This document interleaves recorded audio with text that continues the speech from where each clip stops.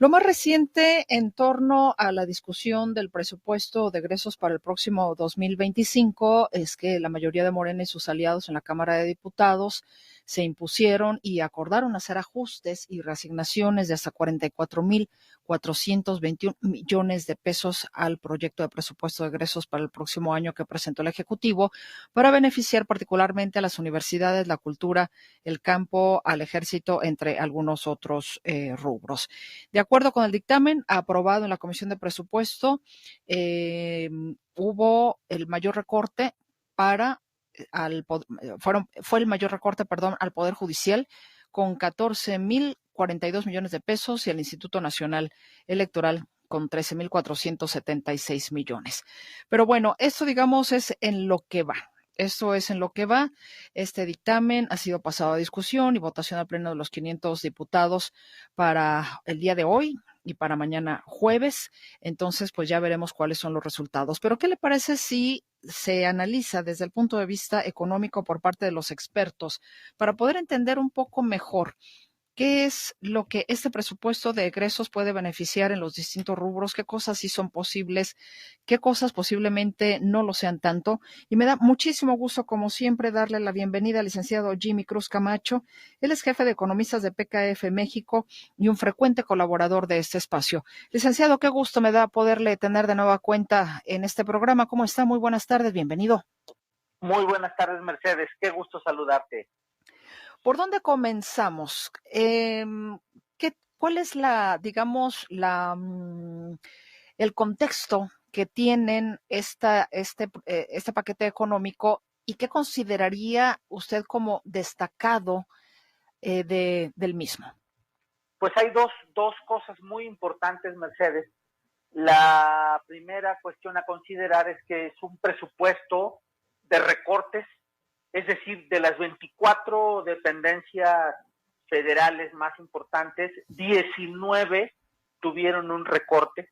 Es un presupuesto menor que el de 2024 y esto es algo que no es poca cosa porque difícilmente sucede que tengamos una disminución en el presupuesto. Y esto se debe a que en 2024 pues hubo una gran cantidad, digamos, de recursos que se destinaron a las obras emblemáticas, principalmente al Tren Maya y a la refinería de Dos Bocas, y el gobierno incurrió en un déficit de casi 6%. Y para este año estamos estimando, el gobierno federal está estimando un recorte de tal manera que el déficit, será fiscal del 4%, es decir, le están quitando 2 puntos porcentuales al déficit. Esto puede sonar mucho o puede sonar poco. Para ponértelo en perspectiva, Mercedes, 2 puntos porcentuales del PIB mexicano son aproximadamente 600,000 millones de pesos. Eso es lo que está recortando el gobierno federal en el 2025. Y la segunda nota más importante es que tendremos seguramente un panorama comercial incierto. Uno de los grandes motores de la economía son las exportaciones, y dado que ganó Donald Trump la presidencia de los Estados Unidos, tendríamos un panorama comercial incierto para el 2025. Esos serían los dos principales aspectos a destacar. Por eso en PKF México hemos denominado nuestro informe Presupuesto Federal 2025 entre Donald Trump y los recortes, un panorama comercial incierto. De hecho, olvidé precisamente mencionar eso, qué bueno que usted lo hace. Entre recortes y Trump, una tormenta perfecta. Así es. Pero una tormenta perfecta, no sé, ¿podría yo imaginarme una posible debacle? No tanto una debacle, el gobierno federal ha presentado un presupuesto federal que es razonable, es decir, es un presupuesto federal consistente con los recursos propios que tiene la economía mexicana. Para ponerte en perspectiva, Mercedes, el presupuesto nacional es de 9.3 billones de pesos y se ajusta a un déficit fiscal del 3.9%, tal como lo prometió el secretario de Hacienda, y estos recursos tienen que venir principalmente de los impuestos que cobra el gobierno federal, que son 5.2 billones de pesos. Estos impuestos son principalmente el impuesto sobre la renta, el impuesto al valor agregado y los impuestos especiales a ciertos productos y servicios, o el famoso IEPS. También se consideran en estos ingresos los derechos, las participaciones, las cuotas y ciertas aportaciones del Seguro Social, los ingresos derivados de financiamiento y los ingresos por ventas de bienes. Todo esto, Mercedes, hace una masa de ingresos para el gobierno federal de aproximadamente 7.5 billones de pesos, y el restante del presupuesto tiene que complementarse con más deuda. Es decir, seguimos estimando que las finanzas públicas estarán sujetas a un estrés, es decir, ya es claramente necesaria una reforma fiscal, lo venimos diciendo desde el 2023, lo reiteramos ahora en el 2024, que para el 2025 va a ser tal vez muy importante, o para el 2026, que haya una reforma fiscal que pueda darle cierta holgura al gobierno federal. Licenciado Jimmy Cruz, si entendí bien, entonces para el próximo año 2025 el presupuesto de egresos será menor al que se aprobó para este año. Así es, correcto. En términos reales va a ser menor. Va a ser menor. Ok, entonces hay un punto que tiene, digamos, en ascuas a muchas personas. Me refiero a los programas sociales. El hecho de que esta situación pudiera en un momento determinado rebasar las posibilidades reales del apoyo del gobierno federal a las personas que tienen sus diferentes programas sociales. ¿Cómo le van a hacer entonces si hay menos dinero? Así es, esto nos lleva justamente a una situación en la cual gran parte del presupuesto federal ya está comprometido en gasto social, en las partidas de los diferentes apoyos que hay, y también en pagar los intereses de la deuda ya contratada en décadas anteriores. Esto quiere decir que evidentemente tenemos poco margen de acción para la inversión, para que pueda destinar el gobierno recursos a nuevos proyectos que detonen la economía, y pues queda un margen también reducido de presupuesto para el gasto corriente presupuestal, que es el pago de los trabajadores del gobierno federal, y entonces esto hace efectivamente que haya recortes. Como mencioné al principio, estos recortes son del orden de 2 puntos porcentuales del Producto Interno Bruto. Esto es alrededor de 600,000 millones de pesos, y es como si de repente nuestra casa, nuestros proveedores, digamos, que son nuestros papás, un buen día llegan y dicen, bueno, pues el próximo año va a haber menos recursos en la familia, pues vamos a tener que recortar gastos de vacaciones, vamos a tener que recortar al jardinero, vamos a tener que comprar menos despensa, y en fin, vamos a tener que gastar menos porque habrá menos ingresos. Así de sencillo es, Mercedes. Bueno, se oye sencillo, ¿no? Ciertamente, pero me parece que, pues, obviamente tendrá sus complicaciones, y no sé si dentro de las variables económicas, de repente, como ahora sí, poniendo este ejemplo que usted pone, vamos a rebajar en la familia ya gastos en diversión, en vacaciones, en despensas y tal. Pero de repente, alguien se enferma, licenciado Jimmy Cruz. Alguien se enferma y eso es un presupuesto que no teníamos quizás contemplado por cuestión de medicamentos, de análisis y ya en un caso más grave hasta hospitalización. Es lo mismo también en la economía, ¿no? En términos generales. Así es, y para destacarlo nuevamente a nivel familiar, lo que normalmente sucede es que se da el famoso tarjetazo, ¿no? Uh-huh. Es decir, hay un gasto extraordinario, no está contemplado, los ingresos no dan para pagarlo, entonces es cuando las familias incurren en deuda.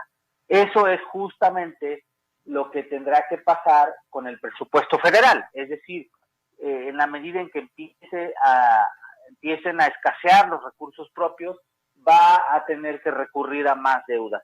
Y es un presupuesto que se antoja difícil de alcanzar, Mercedes, precisamente por eso, porque es complicado disminuir, digamos, los gastos tan drásticamente de un año a otro. Lo que ha explicado el gobierno federal es que evidentemente ya no se van a destinar recursos a los proyectos emblemáticos, principalmente al Tren Maya, porque ya se terminó o ya casi está concluido, y a la refinería de Dos Bocas, porque también ya se concluyó.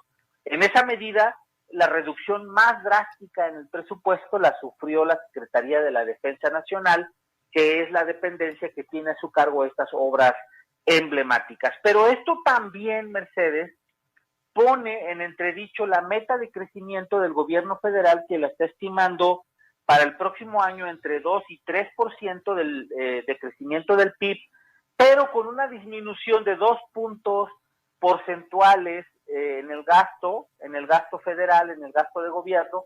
Esto pone en entredicho o pone en aprietos la meta de crecimiento, porque el gasto federal suma al Producto Interno Bruto. Entonces, si vas a restar gasto, se antoja difícil que se logre la meta del 2 al 3% de crecimiento. Es por ello que muchos analistas traemos la expectativa de crecimiento para el próximo año entre 1 y 1.5%. Es decir, estamos considerando que la meta del gobierno es un tanto inalcanzable. Esa siempre es, digamos, un confrontamiento entre el gobierno federal y los especialistas como usted, licenciado Cruz, porque yo no logro entender en algo que nos ha dicho tan sencillo. Bueno, pues si le van a estar quitando gastos, pues entonces, ¿cómo es que están tan optimistas en decir que pueden tener un crecimiento del Producto Interno Bruto hasta 2.5% o hasta 3%, que la realidad efectivamente se nos estrella en la cara cada fin de año, porque los analistas terminan teniendo la razón con el crecimiento anual de este país, que se queda entre el 1.5, 2, sí, y 2% si la memoria no me falla. No hemos ido más allá de, o al menos en los últimos años. Así es, incluso nos quejábamos de los crecimientos del 2.5% anteriores durante la época llamada neoliberal, y la verdad es que esos crecimientos del 2.5% ya los quisiéramos ahora para pasear un domingo. En realidad, lo que sucede, Mercedes, es que a decir del encargado de las finanzas públicas, que es el secretario de Hacienda, parece que tienen un as bajo la manga, y lo que tratan ellos de explicar es que el consumo es una variable que va a impulsar el crecimiento, y el consumo fomentado por toda la gran masa de reservas que hay, de apoyos, federales, de las becas y de las pensiones, y que todo eso tiene un efecto multiplicador en la economía. La otra gran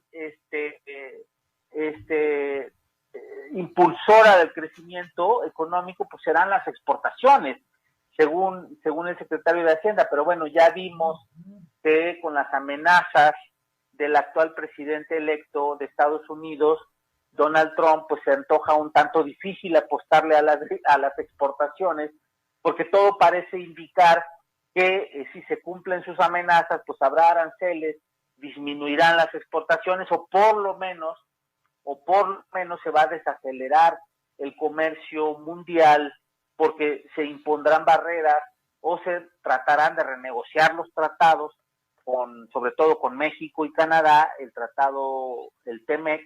Entonces esto nos pone en una perspectiva en donde suena muy optimista que vayamos a tener un crecimiento del 2 y el 3%. Es por eso que muchos analistas lo estamos estimando más bajo. En adición, los primeros años de los sexenios normalmente son años complicados, es decir, el primer año de Claudia Sheinbaum será el 2025, será el primer año de recesión, normalmente es el más complicado, porque apenas se están acomodando las políticas públicas, se está acomodando un nuevo gabinete, más todo este entorno internacional tan complicado que nos va a tocar, pues se antoja difícil que vayamos a llegar a la meta de crecimiento ni siquiera del 2%. Y eso en términos prácticos para los de a pie, ¿qué significan? ¿Aumento en los precios, por ejemplo, de la canasta básica? No, eso significa que habrá sectores de la economía, Mercedes, que donde las expectativas de inversión y expansión del empleo y de las ventas sean menores a lo esperado, pero hay otros sectores que recordemos que la economía es una autopista donde siempre hay carriles que van más rápido que otros, entonces sí tenemos carriles de la economía que pueden ir mucho más acelerados, tal vez aquellos dedicados principalmente al turismo, algunos tal vez que se dedican a ciertos sectores del consumo, del entretenimiento, y habrá otros que se desacelerarán un poco, pero eso quiere decir que el crecimiento en términos de empleo, en términos de las expectativas de los ingresos de las familias, pues se tendrán que ver un poco castigados para el año 2025. ¿Qué opinión le merece la reforma judicial como un posible factor de que disminuyan las empresas extranjeras su inversión en nuestro país y que pudiera afectar precisamente a la economía mexicana? Sí, se ha hablado bastante de ese tema. Creo que en parte el gran temor, digamos, es que haya incertidumbre jurídica. Creo que las nuevas reglas establecidas por la reforma judicial se limitan pues a seleccionar los jueces mediante un cierto procedimiento al que no estábamos acostumbrados, que es la elección popular. Sin embargo, la letra, digamos, el contenido de la ley sigue siendo la misma. El derecho mexicano sigue siendo exactamente igual que antes de la reforma, simplemente se están escogiendo de otra forma aquellos jueces que van a interpretar esa ley. Esto obviamente creo que no mejora, sin lugar a dudas, la certidumbre jurídica. Me parece que la reforma judicial se queda muy corta en cuanto a todas las deficiencias que tiene el sistema judicial. Incluso creo que va por un camino que abona a la incertidumbre, pero me parece que en la medida en que se mantenga el texto del derecho en cuanto a proteger la inversión privada, proteger las herencias y también proteger el libre intercambio de bienes y servicios, me parece que no va a cambiar radicalmente nuestro sistema económico, por lo cual creo que las empresas tienen que estar con cierta certidumbre de que el derecho los seguirá protegiendo. En la medida en que eso siga así, no habrá gran incertidumbre, ni es una amenaza para la economía. Sin embargo, pues como ya vimos, todo puede cambiar. Entonces, en el momento en que los legisladores empiecen a cambiar el texto de la Constitución en un sentido que vaya en contra de la propiedad privada o en contra del intercambio, pues ahí sí que se levantarían muchas alertas, cuestión que hasta el momento, desde nuestra perspectiva, no ha sucedido. Licenciado Jimmy Cruz, como siempre, muy agradecida por su valiosa participación para poder consultar este análisis. ¿Dónde lo podemos hacer completo? Me refiero, por supuesto. Claro que sí, Mercedes, con todo gusto. Este análisis ya está completo en nuestra página de internet www.pkf.com.mx. Perfecto, www.pkf.com.mx. Licenciado Jimmy Cruz, jefe de economistas de PKF México, muchísimas gracias. Como siempre, le mando un fuerte abrazo. Gracias a ustedes.